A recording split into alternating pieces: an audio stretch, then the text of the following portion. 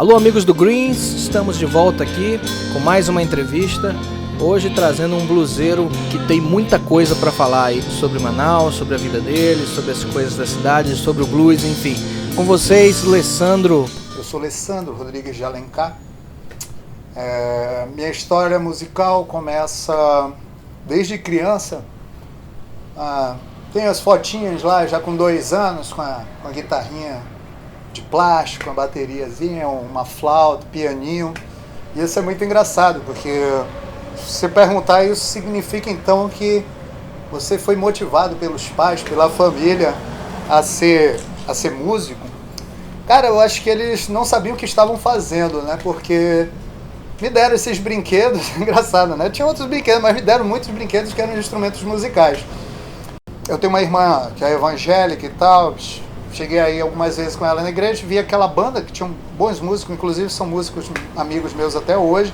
Eu já ali por alto dos 7 anos, vi um tecladinho, pedi um teclado já, um teclado daquele doméstico para começar a brincar. Comecei a brincar em casa, tinha uma cartilhazinha de música, fui começando a estudar sozinho. Recebia muita influência de todos os meus irmãos, porque todos eles gostam muito, ninguém é músico na minha família, mas todos eles gostam muito de música. Meu pai e minha mãe, eu cresci vendo meu pai e minha mãe cantando, dia de domingo, minha viola e tal, no domingo de manhã, tomando aquele café da manhã. E quando eu vi isso lá na igreja, pedi, aí tinha um amigo dela, tecladista, me deu umas dicas aqui e acolá, e daí eu fui começando a brincar. Depois de um tempo, comecei a participar mais dessa igreja e só tinha um baixista na igreja. Inclusive o Afremon Israel conhece muito bem, que trabalha hoje com eles na SPH, que é o Jean Carlos. Ele era o baixista, o único baixista, estava sozinho, afogado do trabalho como baixista lá, e deram a dica, muito moleque, ele já um pouco mais velho, né, deram a dica, olha, vai lá com ele lá. Eu procurei o cara aí, tô afim de te ajudar aí no contrabaixo, tô afim de aprender. O que tu dá? Eu já brinco no teclado, já canto um pouquinho e tal. Aí ele, mas eu preciso, tu faz o seguinte, tu tens que aprender a, pelo menos, tocar violão.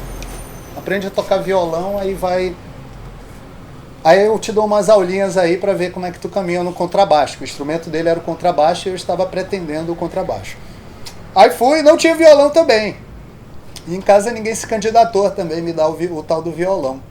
E minto, quando eu era criança também tinha um violão velho em casa, eu lembro que na época, com uns 8 anos, trocava Tracy Chapman, né? E eu tirei a frasezinha, e os irmãos falavam, oh meu Deus, um gênio!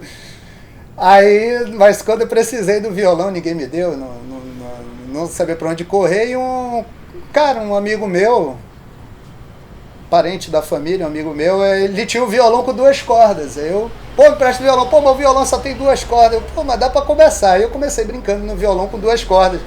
E fui dali tentar passar a armação dos acordes, tentar entender como funcionaria a música, transpondo do teclado para o violão. Deu para encarar, e fui pegando uma liçãozinha aqui, outra acolá de violão. Aí o Jean topou. O Jean me deu 4 aulas, 5 aulas, muito boas, fez todo o trabalho de iniciação musical, de teoria, de me mostrar um novo mundo de possibilidades, de bandas, de artistas. E uma hora ele deu um tapinha na costa e falou, filhão, agora é contigo, né? E daí eu caminhei, né? Aí eu era na escola muitos amigos músicos hoje que são músicos em banda, por aí Marcelo Pampolha, o Ari Sérgio, o Betinho, os caras que eu conhecia, e fui começando a me envolver com a turma do rock em Manaus, conhecendo melhor a turma do rock, e naquela transição ali para entrar em universidade, na universidade também fui conhecendo outros caras. E aí, vamos tentar fazer um trabalho e tal. Aí um grande amigo meu, Samuel, baterista, era baterista também nessa igreja, muito amigo do Jean também, Samuel Crisóstomo, mora hoje no Rio, baterista, e eu falei, vamos tentar montar um negócio aí. E eu vi um anúncio de um cara, o cara tinha colocado um anúncio no jornal, procura-se baixista e baterista. Aí eu, vou ligar pra esse cara, né? Aí eu liguei, o cara, muita gente boa, tô afim, não sei o que, vou passar aí na tua casa. Quando? Hoje? Que hora? Daqui a pouco. Que horas são agora? 5 horas? Tô saindo, porque eu sou teu vizinho. Aí o cara trabalhava aqui perto de casa, Marco Evangelista. Marco Evangelista, que foi da Alta Ralé, da turma do Douglas, dessa moçada aí. Aí nos conhecemos, aí montamos uma banda, né? Tem um baterista? Tem. Eu chamei o meu amigo Samuel, e a gente começamos a ensaiar lá na casa dele.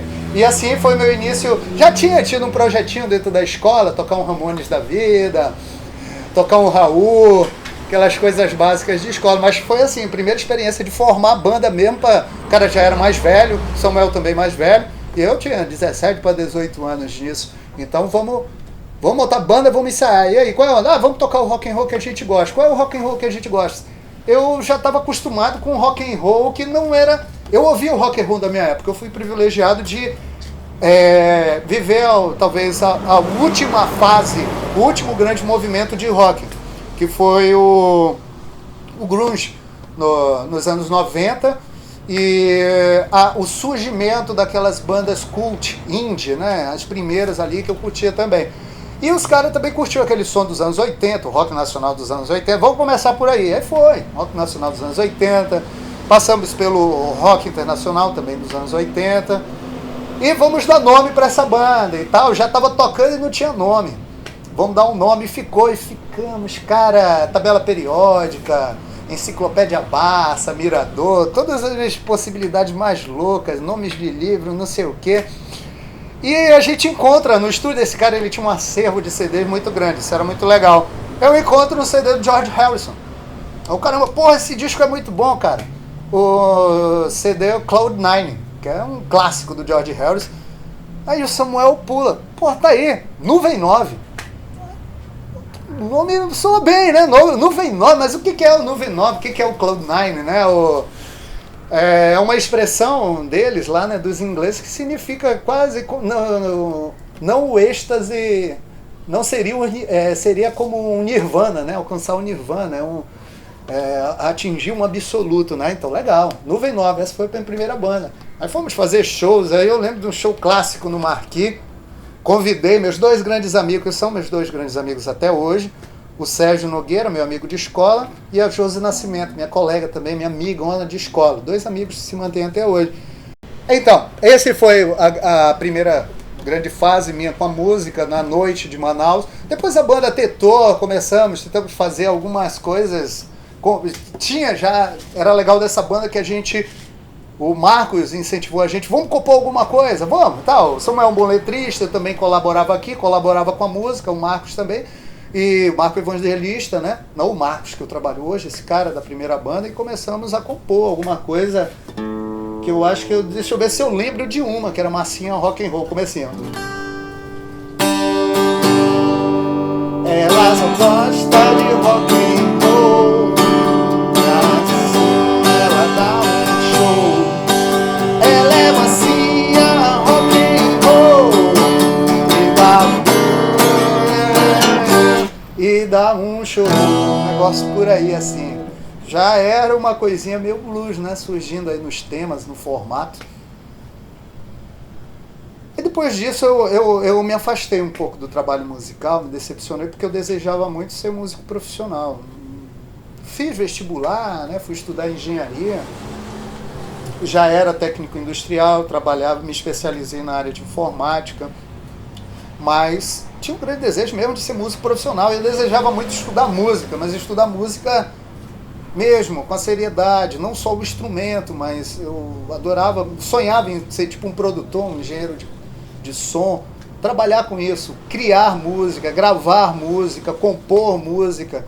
Eu tinha esse desejo. E quando eu vi que em Manaus isso era utópico, então eu sofri uma frustração muito grande, fiquei muito triste, criei uma revolta, né, com isso e abandonei a música. Ficou ali enterrado um bom tempo. Aí depois de um tempo, aí já comecei a namorar uma moça, hoje inclusive é mãe dos meus 2 filhos, namorando muito tempo, e cantava com ela em casa, tocava, ela canta muito bem. Eu tocava, ela cantava, eu cantava também para ela.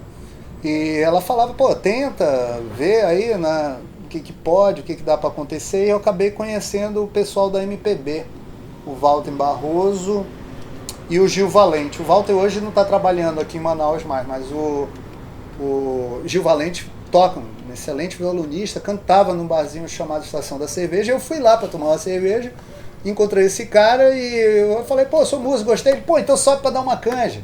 Aí dei uma canjinha, cantei uma, toquei o violão. Eles já me convidaram para vir no outro final de semana com a guitarra. Eu falei, isso aqui. Aí foi quando surgiu uma coisa também. Eu tentei voltar com contrabaixo e alguns amigos já falavam que eu, como contrabaixista, eu era um excelente guitarrista.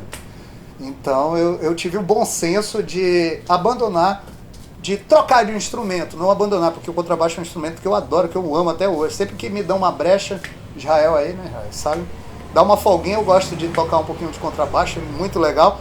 Mas realmente eu não sou baixista. Eu era um guitarrista e não sabia. E passei, me aventurei pela guitarra. Nunca tive uma aula de guitarra, nem nada. Cheguei a ter uma aula com o Alessandro, Crazy Dog, é músico também, toca aqui por Manaus ainda, dentista. Aí foi quando eles me convidaram, traz a guitarra, peguei uma guitarra emprestada, nem tinha guitarra, e fui, comecei a tocar. E aí comprei uma pedaleira de um amigo, comprei uma guitarra e comecei a tocar com esse pessoal da MPB. Aí foi um convite daqui, outro dali, aí fui conhecendo cantores, cantoras, fui tocando com essa moçada e foi muito legal, porque era aquela coisa, não tinha ensaio. Era chega no bar e toca, e não tinha nem setlist, era vamos aquela outra e tal. Então aquilo me deu uma experiência de sensibilidade harmônica, de estrutura harmônica muito grande. Foi muito legal, foi minha escola de guitarra e de harmonia, foi aquilo. Aí abre, nessa mesma época, um bar chamado Jack and Blues, na Ponta Negra. Aí eu ouço falar, olha, abri um bar de blues. Aí eu, caramba, blues. Qual é a minha história com blues? Bom, eu fui criado nos anos 80, criança nos anos 80, entrando pelos anos 90, e tinha aquela cultura do filme americano. Eu sempre fui muito apaixonado por cinema. Então, desde criança, vendo esses filmes, principalmente filmes americanos, e gostava de filme lado B, aqueles filmes mais cult, aqueles filmes road movie, aquela coisa o cara na estrada, o cara perdido, aquela aventura da Rota 66 americana. Eu sempre gostei da cultura de motos, das motos custom, né, dos motoqueiros de estrada. Então, assistindo esse filme, e geralmente a trilha sonora é blues. É blues em toda a sua essência. Não só blues, eu digo assim, a minha paixão não é só pelo blues. Nasce com o blues e se estende a toda a música negra americana. Se você perguntar que músico eu sou, que tipo de músico eu sou, eu digo que eu sou um apaixonado pela música negra americana.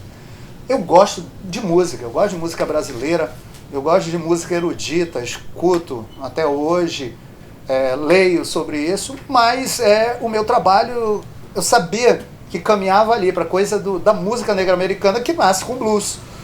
Então, falaram num bar de blues em Manaus. Eu, caramba, ainda não tinha visto nada parecido. Tinha visto um show do Barão Vermelho, entendeu? Que a gente pode chamar de a grande banda rock and roll mesmo do Brasil, e aquela que tem a pegada mais blues, aquela que tem a pegada mais Stones, né? Mais Beatles, mais Dylan. E já tinha visto um show assim, mas nada feito aqui pelo pessoal de Manaus. Eu ouvi falar do movimento que teve, o Veneno na Madrugada, mas ainda era muito jovem, não podia assistir. Alguns outros movimentos que tinham como blues. Mas aí um bar de blues, aí vou lá. Saí, tinha terminado de tocar, fui lá, nesse bar de blues. Chego lá, me deparo com aquela banda, né? Primeiro, de cara, aquelas duas figuras visualmente, né, esteticamente, já são um show. Augusto Rocha, na época, começando como frontman, mas na verdade cheguei lá, ele ainda estava como baterista e cantor, e o Vonner estava entrando, o Vonner, o baterista, meu grande amigo também, estava entrando na banda, e o Augusto indo para frente. Aquela figura, uma figura, né, uma figuraça, um bluesman mesmo, até na estética. E ao lado dele, já um cara não tão bluesman, já o jazz, né? O jazzman, o Milton Calvoso. Mas também uma figura engraçadíssima, interessantíssima, saxofonista. Milton Calvoso, saxofonista, para mim o melhor saxofonista que eu vi tocar. E para mim também o maior talento musical que eu já vi. Não só como instrumentista, mas como ideia, como músico. um dos meus grandes professores. Então eu vi esses dois caras, a banda Tulipa Negra. Sentei lá com a minha namorada, fomos ouvir aquele som. Cara, isso é fantástico. Pô, era exatamente isso. Era esse som que me perseguia desde criança. E eu achava que era o rock and roll. E não deixa de ser. O blues é o rock and roll. O rock and roll é o blues, na verdade. Mas a gente não aprende isso na escola, nem na escola do próprio rock and roll. A gente não aprende isso. Depois que tu conhece o blues que tu vai entender. Aí, é aqui que eu quero me criar. Aí comentaram com os caras e tal, pô, tem não sei quem disse lá, tem um guitarrista aí, ele acompanha o pessoal da MPB e tal.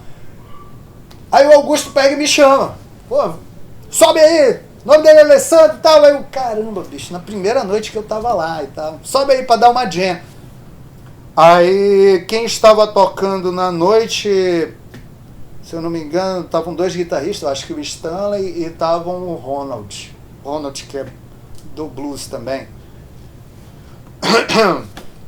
E me convidaram. Aí eu pego a guitarra, fiz o som, curti a galera. Pô, os caras depois vieram, conheci aquela moçada, agradeci pela participação, eles agradeceram também, acharam legal. E o Augusto falou, pô, aparece aí semana que vem, tal, traz tua guitarra. Beleza. Aí eu voltei na semana que vem, né, na próxima semana fui até lá e levei minha guitarra, já só estava o Ronald e fiz o som. Aí ele, porra, faz o show inteiro. Eu, pô, mas isso aí, não esquenta com isso, faz aí, acompanha, vai levando na banha. Subi, foi o maior prazer, maior curtição, diverti pra caramba. Aí o Augusto me chamou depois e falou, rapaz, o Ronald tá saindo da banda. E tal, e tu quer encarar essa parada aí? Aí o meu irmão, mas nem sair. Não, ele vai tocar mais uma ou duas vezes, tu faz um ensaio no meio da semana e já encara aí, eu trabalho com a gente. O rapaz, mas não sou ainda. Ah, meu irmão, gostei do som de ti, do teu som, tu quer encarar? Aí, vamos lá, né, bicho? Quando eu me vi assim, porra, tô sendo convidado pela Tulipa Negra, cara. De fã a convidado para participar com aqueles caras, e pior, sem nenhum preparo, sem nenhum ensaio, sem nem tempo para estudar, nem para ouvir as músicas direito, e deu a dor e eu fui.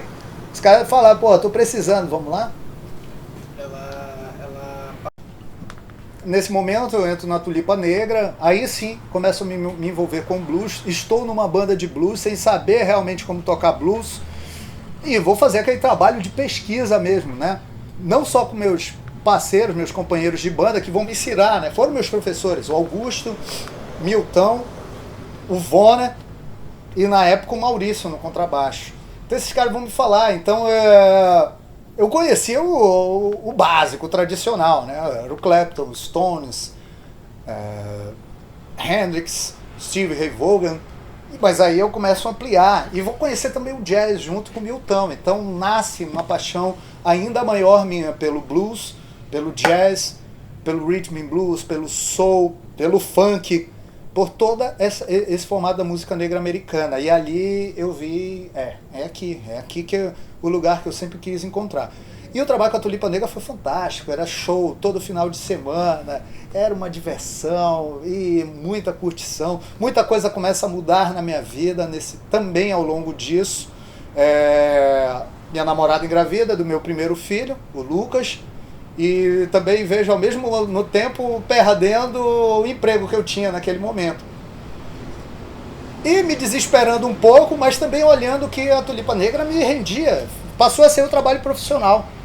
Aí os meninos disseram, pô, encara isso aí como profissional, tava entrando uma grana, e eu criei coragem. Eu acho que foi meu primeiro momento como profissional na música, sobrevivendo de música e esperando um filho, e dava para ganhar bem. E foi uma experiência fantástica, porque a Tulipa realmente, todos os caminhos levam a Tulipa quando você fala de blues em Manaus. É a grande escola por onde passou. Ali conheço várias figuras interessantes. Logo depois vem o Léo Cólera, e acredito que, me desculpem as outras formações da Tulipa Negra, mas houve um momento singular naquilo dali. O Jack and Blues, Tulipa Negra, com Augusto vocal, Milton no sax, Vona na bateria, Léo Cólera no contrabaixo e eu na guitarra, A gente fechou muito bem, era muito fantástico, o som era grandioso, a experiência era grandiosa. Começo a ter minhas primeiras experiências cantando, porque o Augustão, com aquela velha mania, né, de um dia eu vejo ele descendo do palco e dizendo, canta uma, duas aí que eu vou dar uma volta. Aí lá vai ele, o Milton, fica aquele power trio, eu, Vona e Léo, vamos encarar. E eu cantando ali, comecei a experimentar isso. E houveram momentos fantásticos nisso. O show do Alceu Valença em Manaus, aí vai o Daniel, se não me engano, que é o Alceu Valença, deve ser um irmão perdido, o guitarrista dele, o velhão também, tá lá assistindo, muito doido, pede pra tocar com aquela banda. Quando eu vejo, eu tô tocando com um guitarrista, produtor, compositor do Alceu Valença do meu lado, tocando blues com o cara curtindo e virando pra mim. Pô, mas eu não sei se eu vou conseguir acompanhar você. Já pensou tu ouvir isso de alguém dentro da música, né, cara? Tu que até então se acha ninguém dentro da música. Isso é fantástico. Outro dia, aí passa um tempo, tá Sandra de Sá. Ao final do show, pega a garçonete, eu não sabia que ela tava lá, tinha show dela e mandar, mas Sandra de Sá manda a garçonete pra você, olha, Sandra de Sá tá aí, ela disse que quer te conhecer. Aí eu paro de curtição com a minha cara, rapaz. Aí ela, não, é verdade, eu vou lá, aí chama, não tive coragem de ir sozinho, chama o Vonner, né? O Vonner é aquela expansão, né? Já chega lá, minha prima! Aí ela olha pra ele e pergunta, mas por que prima? Pô, sou Vonner Sá, Sandra de Sá, minha prima. Aí o Vonner já abriu espaço, né? Eu conheço, inclusive, nesse momento, poucas pessoas sabem disso, ela que tava trocando de guitarrista e me convida, pergunta, quer ir? Quer encarar essa onda aí? Gostei do teu som, aí... Mas não dava, eu tava para nascer um filho e eu fiz a escolha certa, ficar aqui para cuidar do meu filho e fiz. E continuei com a Tulipa, fizemos um grande trabalho, mas logo depois a Tulipa abriu o bar, eu e o Léo saímos da Tulipa, foi um momento muito triste para mim, porque eu adorava aquilo dali, eu adorava, éramos amigos, era um ambiente maravilhoso. E eu precisando de trabalho, vou atrás de trabalho, também me distancio de novo um pouco da música. Aí depois de um ano, meu filho já comemorando o ano, eu já estava começando a ficar louco, aí eu preciso voltar a tocar. Bom, então nesse momento eu reencontro um amigo meu, Pedro Boneca, Pedro Garnizé, que a gente chama de Boneca também, e começamos a ensaiar, só nós dois, o desespero era tão grande. O Pedro era da Platinados, e eu, dissidente da Tulipa Negra. Começamos a ensaiar sozinho, pelos estúdios aí e tal, bateria, eu cantando, ele na bateria, eu na guitarra. E tava o bar Tulipa Negra pegando fogo, fazendo algumas jams lá com ele. De vez em quando um dia eu tô no palco fazendo uma jam e tá aquela figura assistindo. O Marco Chaves. Que era meu amigo já há muito tempo, de início, lá dos 17 anos, de universidade, muito tempo eu não via, mas sabia, músico, professor de música e tal. Eu falo contigo depois do show. Aí depois do show eu cheguei pra ele, e aí bicho, vamos fazer uma banda? Ele, pô, tô acabando de sair de uma banda, eu não queria mais fazer banda, que era Plano B. Ele tinha uma banda chamada Plano B, que era com as músicas dele, eu gostava muito já. Muita gente já comentava, o Léo Cora também, sempre comentava, eu já curtia. E eu, pô, vamos tentar. Ele, pô, eu ia tentar sozinho, mas vamos lá. Aí nisso a gente vai pro ensaio, aí eu, olha, eu tenho um baterista. Eu falei pra ele, vamos lá. Ele, vamos só nós três. Eu, não, pô, chama outro guitarrista. Não, só nós três, não, chama. Aí tem um outro guitarrista, que era da Plano B, chama o cara. Aí o Álvaro Raposo. Aí a gente começa a ensaiar, ele começa a apresentar as músicas dele. Que muito blues, totalmente blues, o começo da Ctrl Z, que ainda não era Ctrl Z. E começa a ensaiar e eu, pô, isso daqui, música própria, vamos encarar esse negócio. Começamos fazendo também alguns covers, eu cantando alguma coisa, blá blá blá. E começa aí o núcleo chamado do que viria a ser Ctrl Z. Banda Ctrl Z, que hoje eu estou até hoje com ela, a gente tem um trabalho de 7 anos. E porque o nome é Ctrl Z, né? Muita gente se pergunta, tem muita gente, eles trabalhavam com informática, o mundo da informática, não sei o quê. Tem um pingo de verdade. 3 trabalhavam com informática, o Marco também muito envolvido com o uso do computador. E a gente naquela briga pelo nome, não sei o quê, mas a verdade é o seguinte, pra quem não sabe, Ctrl Z era porque a gente fazia muita merda, cara. Muita merda, não só com música, mas também nos ensaios, as palhaçadas, as ondas que a gente aprontava à noite, os porres, as merdas que a gente falava durante o show. Então a gente pensa o seguinte, pô, vamos dar um Ctrl Z nesse negócio, que é desfazer essa merda. Então a banda ficou Ctrl Z, é isso, é desfazer a merda mesmo. E aí começa uma mudança muito grande, que eu já tinha dado um start com as músicas próprias da Tulipa Negra, mas aí eu conheço o processo de arranjar uma música, de rearranjar, de mudar a estrutura, de compor, de sentar, vamos produzir, vamos fazer um som nosso. Chegou um ponto que eu vi, nós ensaiamos muito tempo, inclusive a gente falava que a Ctrl Z era a maior banda de ensaio de estúdio, de ensaio de todos os tempos, de tanto tempo que a gente passou no estúdio ensaio, mas não tinha show. E nós fizemos nosso primeiro show lá no N Vezes, que também vivia um momento muito fantástico no N Vezes, junto com a Tulipa Negra. E ele também amigo do Marivon, vamos pra lá, vamos fazer o nosso show de estreia. E já começa com aquela coisa, vamos produzir, vamos botar iluminação, o som, não sei o quê, faz o fundo de pau. Conhecemos um maluquinho que era um grafiteiro e tal, fez o grafite, ficou uma onda. E aí nasce a Ctrl Z, nasce um trabalho de ter coragem, ser corajoso para ir em Manaus. Não só estar trabalhando com blues, que já era um desafio, não está fazendo algo popular, e sim um blues, rock blues, mas mais blues, e pior de tudo, com música que só era nossa, entendeu? Uma, duas de um artista conhecido. Então foi muita coragem, foi muito legal ter essa coragem também, não ter lugar para tocar, arriscar, pegar tombo, não ganhar um centavo, gastar mais do que ganhava. Então, isso tem sido a tônica da Ctrl Z, e nós temos trabalhado e achamos hoje uma coisa muito legal. Desse núcleo da Ctrl Z já está surgindo outras bandas foram aparecendo. Começou a surgir dentro da escola de música, onde o Marco trabalha até hoje. O estúdio onde nós ensaiamos, outras bandas começaram a vir ensaiar. Aí é quando eu começo a conhecer o pessoal da SPH, aí vem daqui a pouco o Léo com o pessoal da Dust Road, e aí vem o Israel com as bandas que ele tinha. Então surgiu aí um novo núcleo, vem da Tulipa Negra, nasce a Ctrl Z, que conhece a SPH, que já nasce a Dust Road. Aí foi um momento fantástico, a Ctrl Z vive isso até hoje. Esse é um ano fundamental para a Ctrl Z, nós gravamos uma demo, vamos gravar um show ao vivo, temos feito shows com aquele conceito da superprodução, com pouco dinheiro, com a tosqueira que é, mas produzir, causar impacto em Manaus, essa é a visão, eu não quero deixar disso, eu estou com esse ano arriscando tudo com Ctrl Z.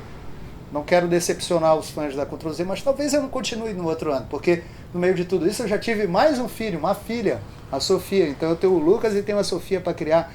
E trabalhar, a rotina de ensaio, de gravação, de produção, então isso é tudo muito difícil. Então eu estou jogando todas as cartas, quero viajar com a Ctrl Z, quero fazer show, quero gravar o disco, e é tudo esse ano, porque eu não sei se ano que vem ainda tenho força e coragem para isso, porque a pilha está acabando, você vai desgastando. E é o próprio tempo da Ctrl Z, que já vai fazer 7 anos de vida.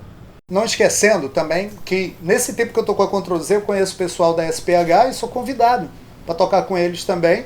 Estava muito aperreado, mas foi muito legal. Foi um tempo muito bom.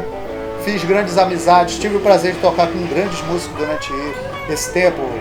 E também produzir, inserir, eu acho que de certa forma, dentro da SPH, aquela vontade, vamos fazer nosso som também aqui, vamos compor, vai. E eu vi isso acontecer com a SPH também, e eu comecei participando, gravando, participando do processo de composição junto com a SPH. Então isso é muito legal, ter fomentado também, ter estimulado a vamos produzir o que é nosso. A SPH é uma excelente banda de palco, de cover, mas eu acho que ela vai ser muito melhor com o som dela. Com o som dela mesmo, e era isso que eu queria, e isso que está acontecendo. É muito legal ver isso acontecendo em Manaus. E eu acho que tenho que falar também que tenho um outro desejo. Sempre fui muito estimulado, sempre recebi muita opinião de muitas pessoas, de gente como o Babu do Chefão, como o próprio Augusto, como o André Frestati. Muita gente que queria que eu começasse a cantar, que eu começasse a fazer o meu som, que eu gosto de cantar também, eu adoro cantar, adoro tocar e cantar, e fazer aquilo que é meu, começar o que é meu também. Então, eu acho que esse é o futuro, concluir o que tem que ser feito com a Ctrl Z, espero que dê certo, torço muito para isso, e quero começar o que é meu agora também, quero começar um trabalho solo, muita gente sabe disso. O pessoal aqui da produção sabe disso, todo mundo sabe, e eu acho que chegou a hora de eu me aventurar pela carreira solo, pela minha produção pessoal, e começar a compor. O blues. Cara, eu acho o blues, porque que a minha vida é muito alinhada com o blues. Por que eu escolhi esta casa? Convidei os meninos para vir fazer aqui nesta casa. Aqui aconteceu todo esse processo que eu venho contando. Hoje eu já não moro mais nela. Mas ano passado eu vivi uma experiência, meus pais saíram daqui, eu vivi sozinho nessa casa. E nada como um bom blues para contar uma história triste e às vezes com um final feliz, às vezes nem tanto. Mas vivi muita dificuldade aqui. Nesse tempo eu perdi uma irmã. Depois disso meu pai sofreu alguns infartos, muita dificuldade, eu separado da mãe dos meus filhos, minha filha novinha, meu filho, muito sofrimento mesmo, desempregado, saindo do emprego, muito preocupado com a minha vida. E o blues, acho que conta tudo isso. Eu acho que, o que eu posso dizer? O que é o blues? O blues é a própria vida, o blues é a alma.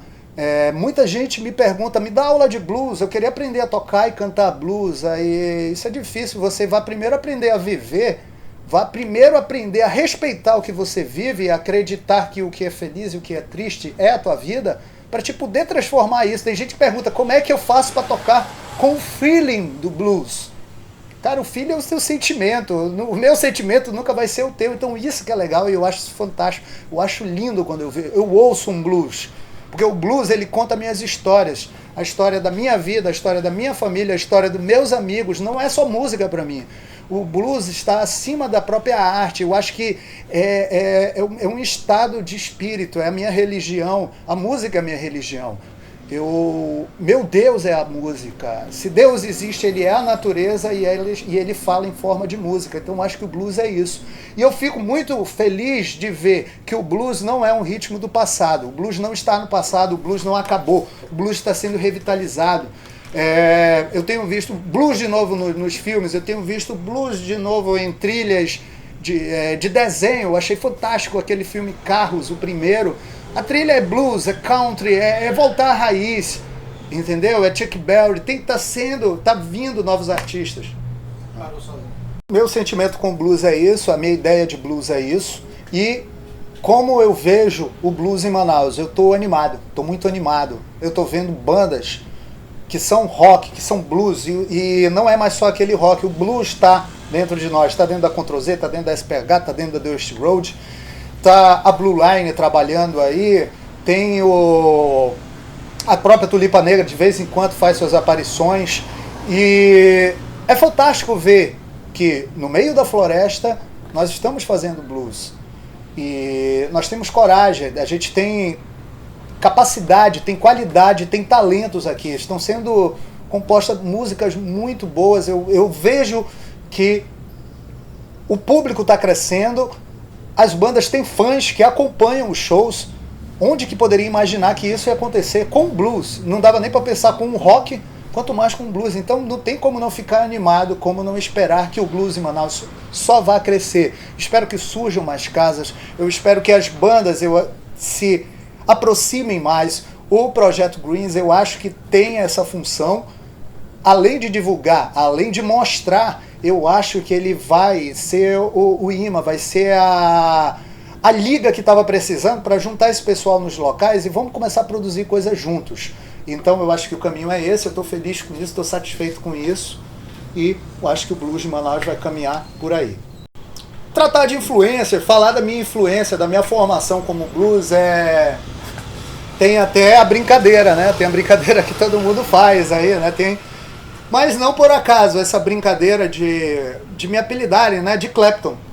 Tem uns bandidos aqui, tem até alguns aqui produzindo isso, que fazem isso, me chamam de Clapton, né? Eu acho que talvez seja pela aparência do Clapton nos anos 60 e 70, a barba, o cabelo. Querido ou não, também não vou dizer, é minha influência, é a minha escola, é o meu grande ídolo. Ler a biografia daquele homem, foi fantástico, foi uma experiência fantástica de blues, porque foi de alegria e de sofrimento, de destruição, de renascimento. Então não tem como dizer que não é meu artista preferido, que não é a minha grande influência.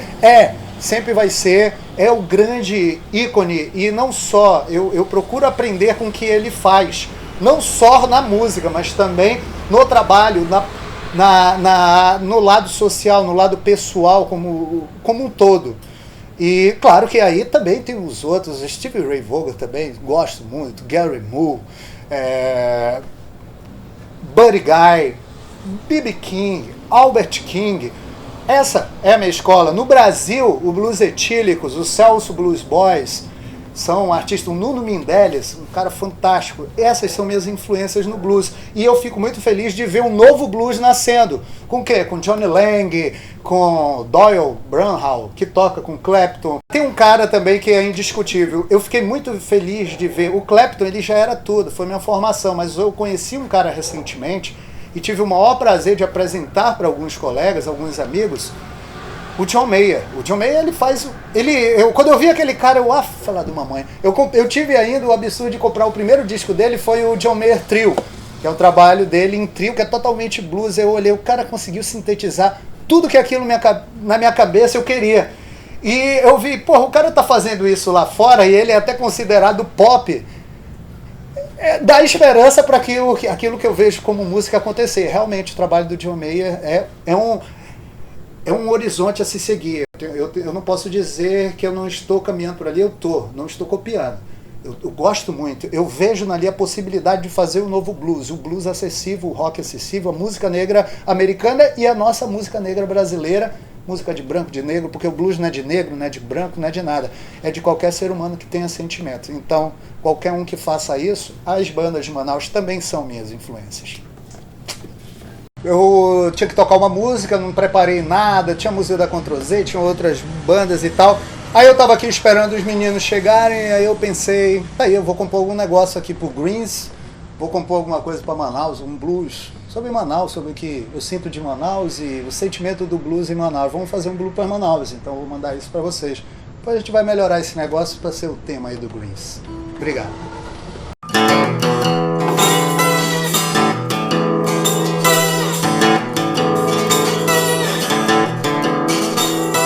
Ó minha princesa, dos rios e calor, das águas profundas, cheias de fervor, das tuas sementes eu vejo surgir um delinquente pra te definir. Declaro a ti, Manaus, meu amor, do teu filho Cruzman, capital do calor.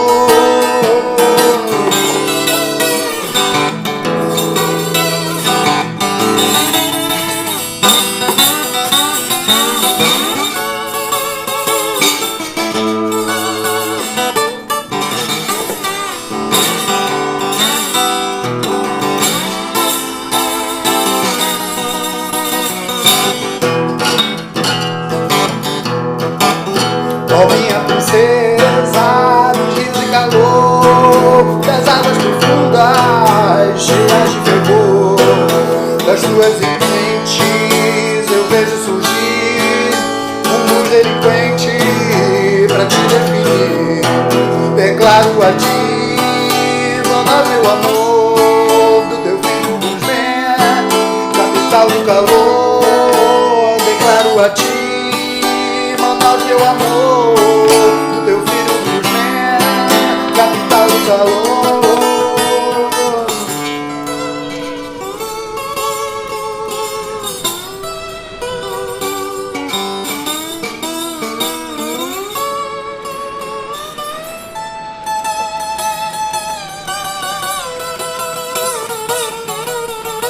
E é com esse blues feito especialmente para o Projeto Greens que a gente se despede de hoje, dessa entrevista maravilhosa aí com o Alessandro. Fiquem no aguardo aí de novidades no Projeto Greens. E aproveitem para curtir as entrevistas que vocês porventura perderam. Um abraço e até mais.